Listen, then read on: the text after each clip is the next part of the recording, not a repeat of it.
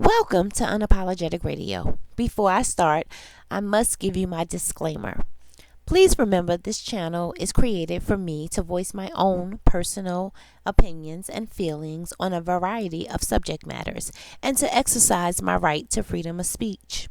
Along this journey, I will share with you some of my own personal experiences. I am not racist, nor do I dislike any particular race, but I am and I will talk about race because race is a part of life. This show is not for kids. There will be a slight bit of profanity from time to time and topics that are not for them. Disrespect and negativity will not be tolerated. If you do not like my channel, just move on. If you do like my channel, please hit the like button, subscribe, and tell your family, friends, and coworkers all about Unapologetic. Hi, everybody. Welcome back to Unapologetic Radio. Today is 4/21/21, the day after a monumental day. We will forever, we already know about 420. We will forever remember 420, especially 4/20/21. George Floyd. He was he got his day. We did it. But people, that is just one of many. We have a 300-year battle we're fighting. We have to reverse 300 years. So it just doesn't stop with Floyd. Um, it's bigger than that. But it is one step in the right direction. So, yes, I'm ecstatic about this all the way around. Like, I am so, so ecstatic. But I have to address this other situation that took place the day after, I believe. And that was, I'm looking at my notes, the teenage girl in Columbus, Ohio, 15-year-old that was shot. Um, they are talking about that, and I looked at the video and I seen for myself, and I want others to see. And please comment below. Again, this is not a channel for negativity. This is a channel for me, and it's all about me. So, negativity and disrespect will not be tolerated on my channel. So, don't come for me. With that being said, please comment below on any topics that I am talking about with information only. You can also email unapologeticradioinfo at yahoo.com. I'm sorry, it's gmail.com. It's been a while, guys. But anyway, I looked at the video and I have to agree with the cop in this incident because she would have killed two people and injured one man. And I find that to be a problem. She had no regard for anybody's life. She was pretty much fighting. They said she called the cops. But if you call the cops, then keep your ass in the house. That's not what happened. When the cops approached, she was outside. So you entertained this behavior, and now you want us to. I don't know if they really want us to have anything to say about that. But it did hit the news like it was something to talk about. If that was my child that she was about to stab, I would have done anything possible to stop that. Um, that's what's bothering me about the situation and why I can't get into another cop shot a black person. Um, the second person that she went to stab when the cop shot her was actually carrying a dog. Um, I'm an animal lover. I love animals. To have my dog out in a situation like that, I'm just not going to be like carefree or trying to start drama. The female at the beginning of the tape, well, I don't know if they showed the beginning of the tape, but from what I seen, and this is just what I seen, she was standing to the left of the officer.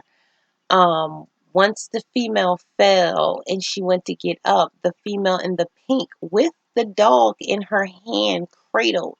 She not swinging, she's cradling her dog, crossed in front of her, and she grabbed her and threw her up against the car.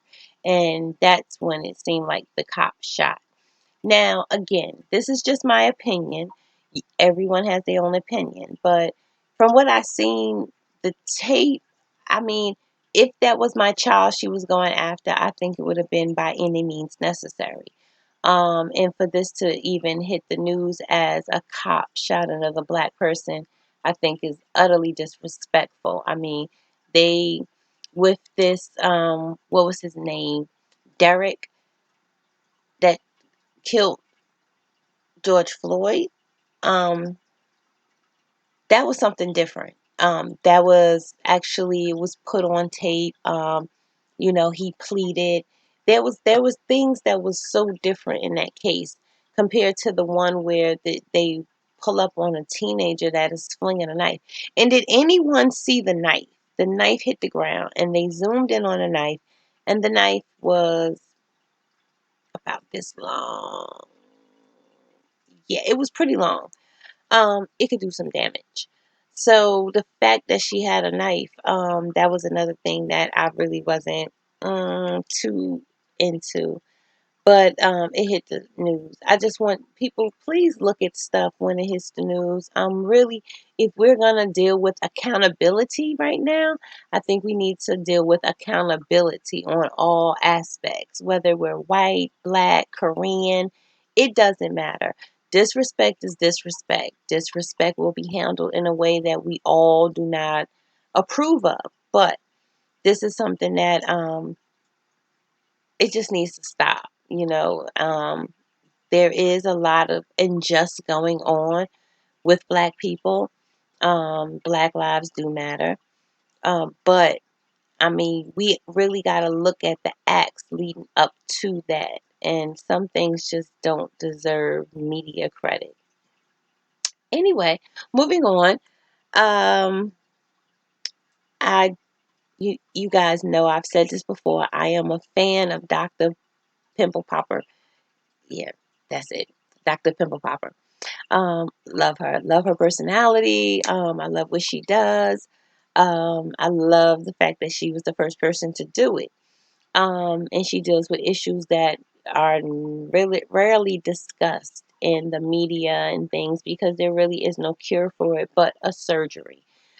So, that's not going to get talked about too much. We can't make the doctors too much money. So they're not going to really discuss it, but I love what she did. So I was looking at television the other night and I seen Save My Skin, which is, I think, a English, she's from France or something like that, lady who is actually doing the same thing as Dr. Pimple Popper. I don't know how I feel about that because I am a real fan of Dr. Pimple Popper. I think maybe because she was an original, but I really like Dr. Pimple Popper better. I feel like she's copying, but life is about copying. So I mean, I'm not mad, but I just really like Pimple Popper better. Um, what else? What else? What else? What else? Oh, let's go back to the George Floyd. I skipped over that. One thing I wanted to point out that I noticed that I had a big, big problem with. I love again the fact that he was found guilty. But what I don't like is how the judge put every juror on the spot. It seemed like he was making sure that it was a setup, pretty much. That's how I felt. As black people, we think it's set up. Why are you asking so many questions? Um, Again, please leave in the comments any comments about this. That and let me know if I'm wrong or let me know anything that I need to know that I'm missing. But do the judge normally ask each juror individually and single them out on what their verdict was or how they voted? I thought that was supposed to be confidential. So I just really have a problem with Judge Peter Cohill, whatever his name is. I have a problem with the fact that he did that. That was something that bothered me about the trial. I would love to know your opinions, what you thought.